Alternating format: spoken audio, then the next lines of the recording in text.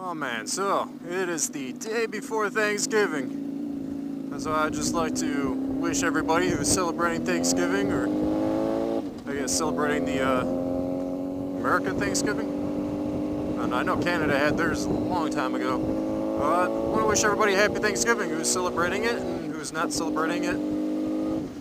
Either way.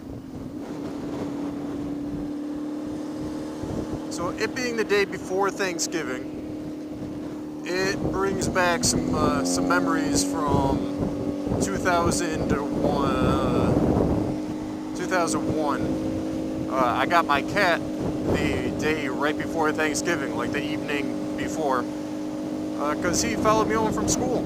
So here's pretty much a story where it was like right after school. Me and a buddy of mine, we lived pretty close to each other, like right around the corner from each other. So we always rode our bikes like home together, and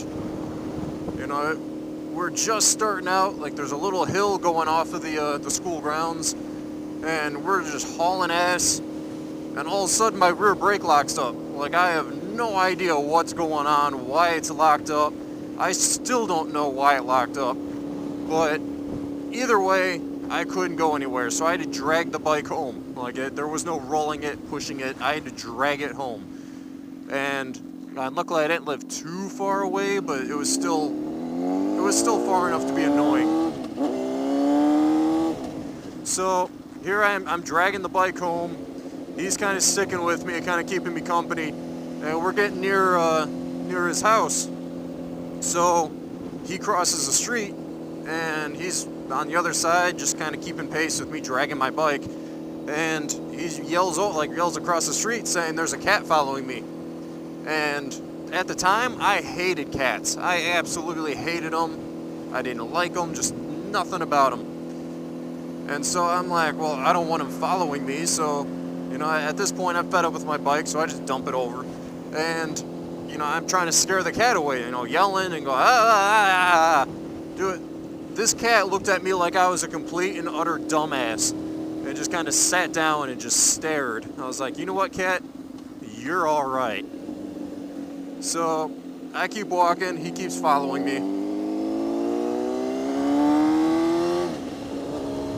And he followed me all the way home, and I ended up sitting out on the back deck, like with him for about 4 hours or so. And granted, keep in mind this was in northern Illinois, so it was getting to be cold. It was getting to be mighty chilly. And this cat, he was nowhere near full grown. He was still pretty much a kitten almost, maybe a little bit bigger than a kitten, or what you would consider a kitten. And he was nothing but skin and bones, like starving to death cat. So I felt bad for him. I figured if he stayed outside, he was going to freeze and starve to death and die a horrible death.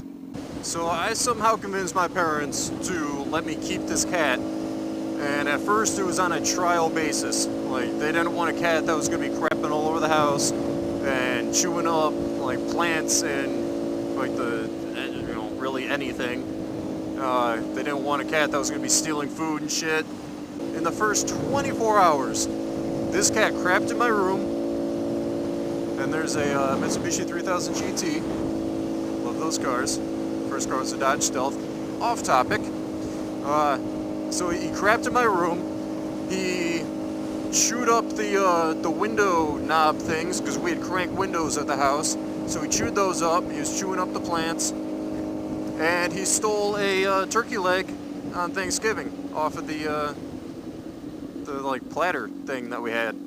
But we still kept him. When I moved down here, I took him with me, and he's still kicking it. And he's a good little cat. And he does irritate the hell out of me sometimes. But I wouldn't want to have it any other way. I can't imagine life without him. And besides, if a starving kitten followed you all the way from school, all the way home, the day before Thanksgiving, would you really be able to sit there and live with yourself, stuffing your face the next day, knowing that this cat's probably out there dead somewhere or something because they either froze to death or just died of starvation.